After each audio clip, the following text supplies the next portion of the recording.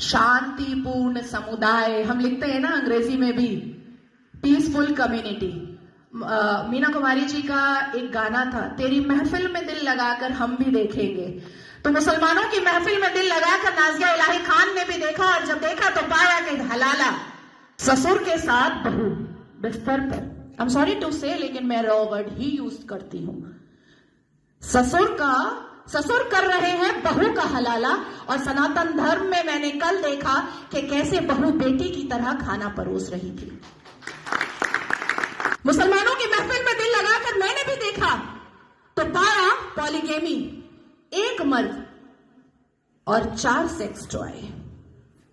और अनुमति तो 11 की कि 11 महिलाओं को एक बिस्तर पर लेकर के आराम से अपने सेक्सुअल डिजायर्स को पूरा करो। ना पिता कुछ बोलेगा, ना मां कुछ बोलेगी, ना परिवार कुछ बोलेगा, और ना ही इस्लाम के मानने वाले, इस्लाम के ठेकेदार कुछ बोलेंगे। इस महफिल में दिल लगाकर मैंने भी देखा और पाया निकाह मुत्ता, टेम्पररी सेक्सुअल मैरिज। कुछ समय के लिए एक शादी में गई, एक आयोजन में गई, कोई लड़की मुसलमान बेटी, और वहां पर किसी शादीशुदा अधेड़ मर्द को एक चहचहाती हुई, एक उछलती कूदती हुई मुसलमान बेटी पसंद आ गई और कह दिया अब्बा जान को कि ये लो 5 लाख रुपए और 1 हफ्ते के लिए अपनी बेटी दे देना। कॉन्ट्रैक्ट होता है, कॉन्ट्रैक्ट। हमने रजाकार के आखिरी मुखबिर असदुद्दीन अवैसी को सुना होगा कि निकाह इज अ कॉन्ट्रैक्ट मैरिज। हमारा विवाह नहीं होता, हम साथ वचन नहीं लेते, ना आगे पति फेरे लेता है, ना पीछे पत्नी फेरे लेती है। हमारा तो कॉन्ट्रैक्ट होता है, हम तो एक डील में आते हैं। ये है।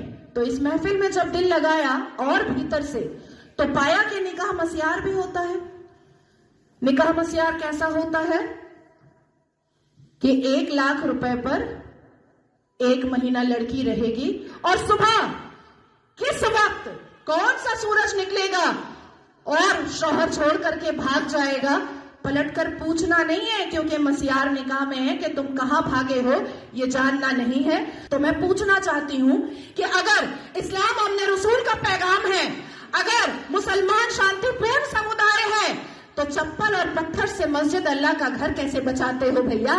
कैसे? 1947 से मुसलमानों ने अपने एक्टिविटी से, अपने बिहेवियर से ये लोगों को बताया है कि ये कोई अमने रसूल नहीं है, ये प्रॉफिट मोहम्मद सल्लल्लाहु अलैहि वसल्लम के फॉलोअर तो नहीं है, ये औरंगजेब के ठरकजेब है, ये मुगले आजम के जाहिले आजम है।